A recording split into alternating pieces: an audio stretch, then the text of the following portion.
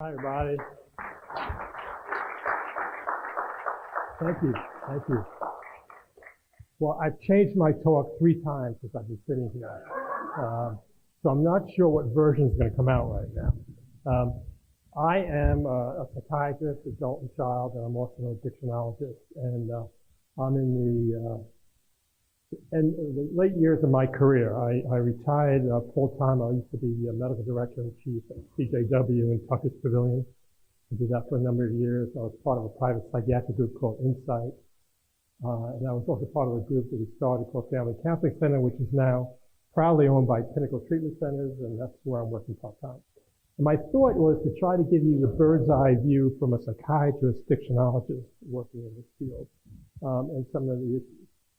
And I have to say, I love methadone. Okay? And I'll talk about that in a minute, obviously.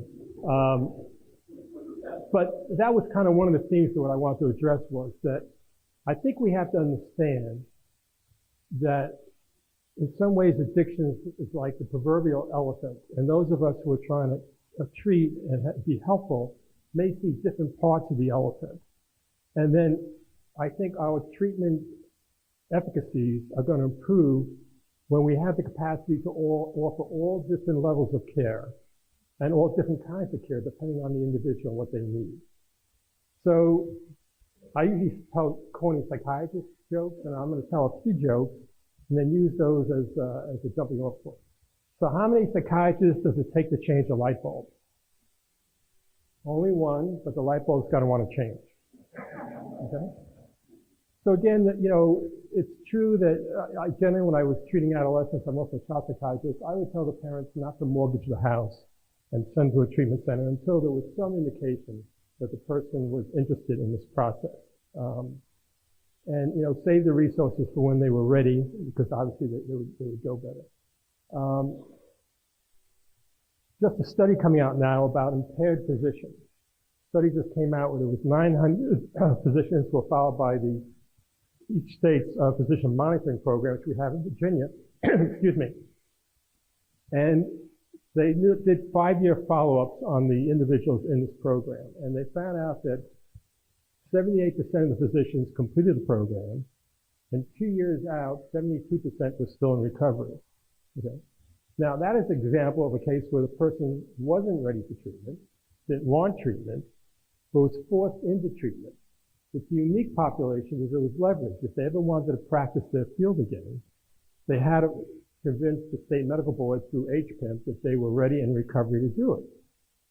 And the program, does hold them captive. And it was always an interesting process to watch people first come into that program, really angry to find out how many nights a week it is, and they have to do this, and they have to do that.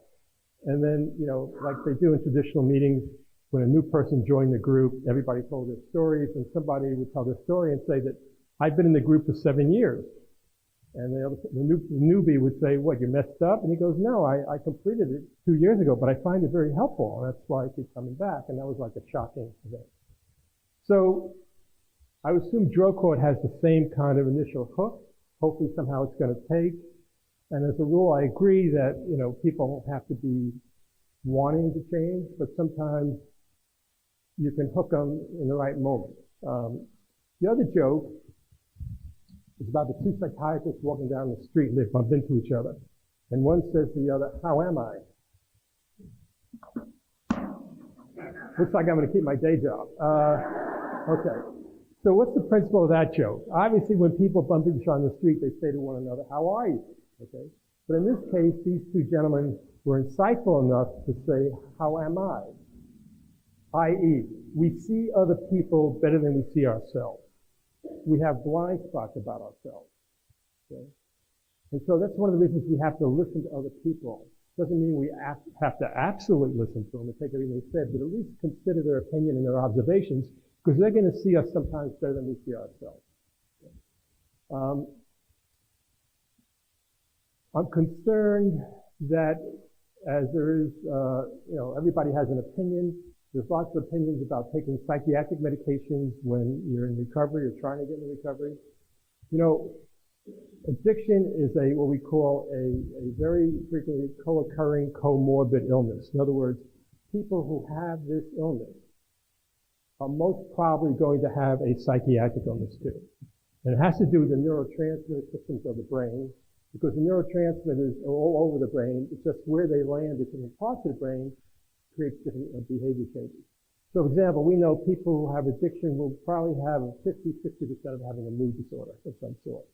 We know that people who have ADHD, particularly as children, an impulse disorder, are going to be more at risk for developing an addiction. We know that people with depression, also a mood disorder, have a greater predisposition to depression, and trying to treat the addiction without treating the depression makes it a much more challenging recovery. Okay? Most women who have addiction problems have been traumatized. So you have to address the PTSD issues that are still there simultaneously while you're trying to treat the addiction. You can't wait to treat one and treat the other. It has to be a simultaneous approach to it. Regarding the methadone, I'm going to have an opportunity to talk about this. So, a lot of people refer to Buxton. I think the government has oversold the advantages of Suboxone and what a great medicine is. It's an opiate like methadone is. The only advantage to it is, and maybe it's a disadvantage, is that the government has very strict rules about how you secrete and give people methadone, and much more lacking rules about Suboxone. So, for example, the government doesn't recommend you be in treatment if you're on Suboxone. The government recommends you be in treatment. It doesn't mandate you be in treatment. Okay? And like every other field which we've been talking about, they're going to be good people and bad people. And some people abuse it as a cash cow. When there's a physician in Virginia who was arrested, meeting people in fast food restaurants and putting the money in a brown bag. Okay? But methadone has very, very strict rules and a lot of prejudice about it. One of the advantages of methadone over Suboxone is that sometimes we see people come in who want to be on Suboxone. And really, for our point of view, an opiate replacement, an opiate agonist is the same, but you can't get high enough on the Suboxone to cover their addiction. So very often we have to put people on methadone, get to the stable dose. And if they still want to be on Suboxone, over time we have to taper them down, and the equivalency is 30 milligrams of methadone is probably the equivalent of 16 to 20, 20 milligrams of Suboxone. Okay. There really aren't that many other advantages of it. One of the advantages of methadone treatment is the patient has to dose daily at the window. So we get to breathalyze people when they're coming in. If they think they're impaired, we don't dose them. The program I'm with has, extensive groups and therapies and ongoing 12-step meetings. You can get medicine at home. We have a program where if the person stays clean and follows the program and demonstrates they have enough self-control to follow the simple rules, you can get 13 take-homes. Actually, we're allowed to give 29 take-homes. I think we've only done that on one occasion, just due to our timidity. Okay? But you can get medicines at home.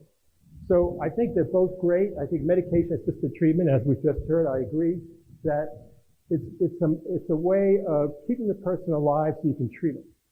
Okay?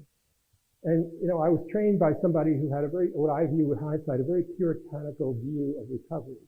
There was a pure way to do it. And the pure way was you're going to get into recovery with no assistance, no assisted medications, no psychotropic medications. And if you can do that, great. Welcome it.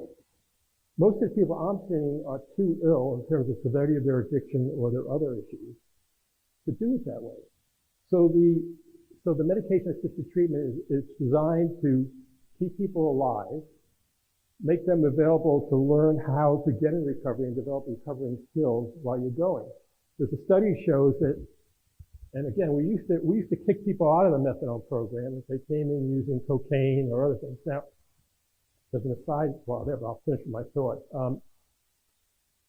But studies show now that if we look at the harm avoidance model, if you kick somebody out of a methadone program because they're using other substances, there's a 30 to 40% increased risk they're going to die during the coming year, as opposed to keeping them on the medicine and taking that risk.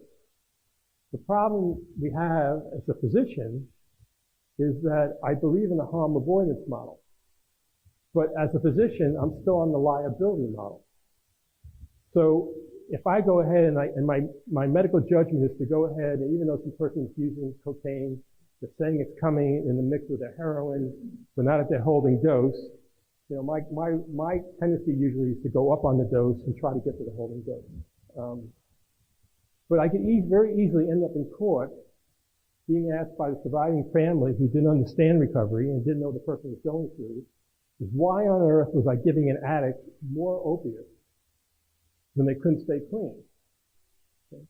So that's one of the struggles we're having on the medical side, is really getting society to catch up and legislation to catch up, where if we're treating this population, it's such a high-risk population, I don't mean to be personal, but people with addiction, if we're treating them, it'll be much better if and when we get to the point that we recognize it's an at-risk group and that, you know, there's going to be a risk in attempting to treat people with addiction, particularly early on during the induction phase where most people will die on a combination of the two.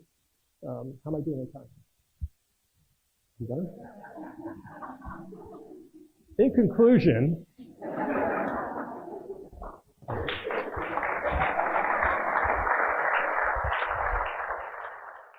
McShin Foundation is Virginia's leading peer-to-peer recovery organization. If you or a loved one is struggling with addiction, let us get you connected. We can help you build a solid foundation through recovery. Here at the McShin Foundation, we are committed to healing families and saving lives.